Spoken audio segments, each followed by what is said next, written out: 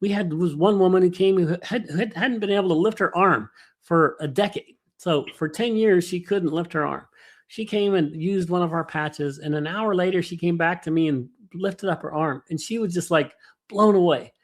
And I was like, what's going on? Because I didn't realize, I didn't get the connection. I'm like, yeah, okay, so you can move your arm. That's great. But she's like, no, you don't understand. I haven't been able to do that for 10 years. I'm like, are you kidding me? And so I started seeing the results of this frequency medicine.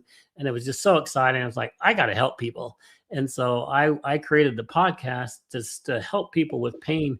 I was doing research on chronic pain in the United States, and almost 50% of our seniors, 50%, like half, have some type of chronic pain.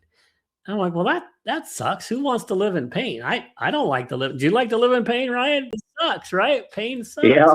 So 50% of the people are not feeling well. And so it's been fascinating because I learned how awesome things like water and hydration and nutrients, getting those nutrients in the body, and you reduce the inflammation level in the body. And guess what? All those, that pain word, it starts diminishing, and you start releasing that from your body. And then it's like so addicting, because then you're just like, wow, I feel so much better. And all it took was me to maybe hydrate in the morning and get some sun. So I tell people that there's 7 things that you can do for your health, and most of them are free. If you can do these things, then your life's going to be much better off, right? Hydration is one of them. Getting that vitamin D, that we talked about earlier, that is super important. That vitamin D is awesome for your body and your skin. And then getting good oxygen. So you go outside and do breathing techniques.